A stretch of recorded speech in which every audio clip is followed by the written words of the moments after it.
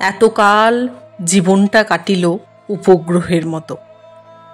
যাহাকে কেন্দ্র করিয়া ঘুরি, না পাইলাম তাহার কাছে আসিবার অধিকার, না পাইলাম দূরে যাইবার অনুমতি। অধীন নই, নিজেকে স্বাধীন বলারও জো নাই। 16 আনায় সকলকে স্বাগত জানাই। এখন আমরা আছি কথা সাহিত্যিক ও ঔপন্যাসিক শরৎচন্দ্র চট্টোপাধ্যায়ের স্মৃতি বিজড়িত শরৎ স্মৃতি মন্দিরে, যেটি ভারতের পশ্চিমবঙ্গের হাওড়া জেলার সমতা গ্রামে রূপনারায়ণ নদীর তীরে অবস্থিত। এই বাড়িটিতেই কথাশিল্পী জীবনের শেষ 12টি বছর কাটিয়েছিলেন। আমার অনুরোধ থাকলো সকলকে একদিনের জন্য হলেও শরৎ স্মৃতি মন্দিরের ঘুরে আসার।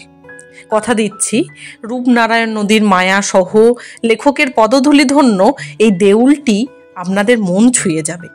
চলুন ঘুরে দেখি শরৎ স্মৃতি মন্দির। প্রথমেই লেখকের সুসজ্জিত বাগান সহ ভবনটি দেখতে পাচ্ছি। এরপর আমরা দেখতে পাচ্ছি তার চেয়ার, ডেস্ক এবং ব্যবহার্য বিভিন্ন জিনিসপত্র সহ পড়ার ঘরটি। এই পড়ার ঘরের সামনাসামনি যে জানলাটা দেখতে পাচ্ছেন, এই জানলা দিয়েই লেখক রূপনারায়ণ নদীর সৌন্দর্য উপভোগ করতেন। এছাড়াও এই ঘরে তার ব্যবহার্য বিভিন্ন জিনিসপত্র আছে। দেখে ভালো লাগছে যে তার জিনিসপত্রগুলি খুব ভালোভাবে এখানে সংরক্ষিত আছে। এখানে বসেই তিনি বিভিন্ন সাহিত্য রচনা করেছিলেন, যেমন দেবদাস, অভাগীর স্বর্গ, রামের সুমতি, দেনা পাওনা এবং বিপ্রদাস হলো তার শেষ রচনা। এবার আমরা পাশের এই ঘরটিতে লক্ষ্য রাখবো। এখানে যে ঘড়িটি দেখতে পাচ্ছেন, এটি 100 বছরের পুরনো এবং এখানে ঘড়ি সহ লেখকের বিভিন্ন ব্যবহার্য জিনিসপত্র, আলমারি ভর্তি তথ্য সমৃদ্ধ বই এবং আরামকেদারা তক্তা সহ লেখকের স্মৃতি বিজড়িত বিভিন্ন জিনিসপত্রে ঠাসা। এই ঘরের ঠিক পাশেই লেখকের ঠাকুর ঘর, যেটিতে এখনো নিত্য পুজো করা হয়। এবার আমরা লেখকের ঘরের ঠিক পিছনের দিকের অংশে আরো কিছু ঘর এবং দর্শনীয় স্থানগুলি দেখে নেব।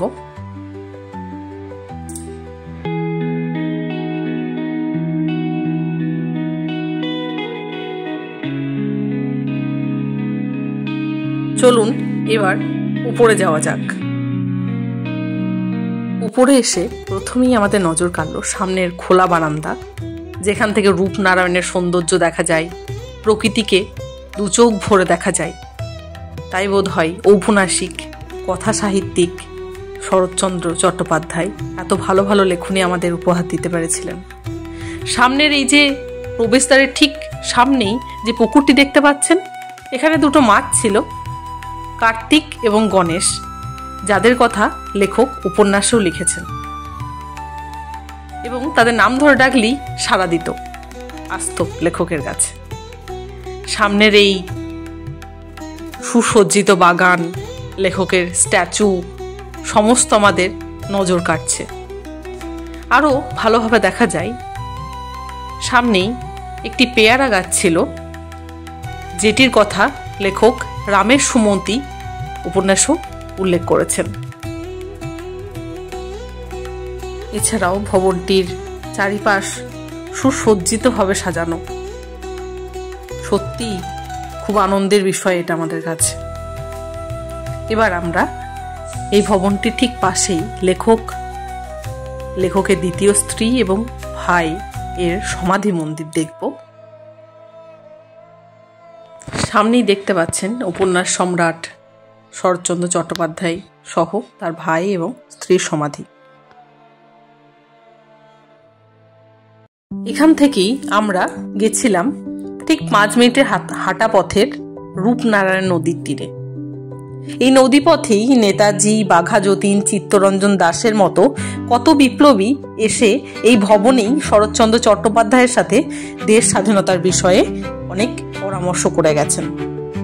রূপনারায়ণের এই বিস্তৃতি, প্রকৃতি কত স্মৃতির সাক্ষী।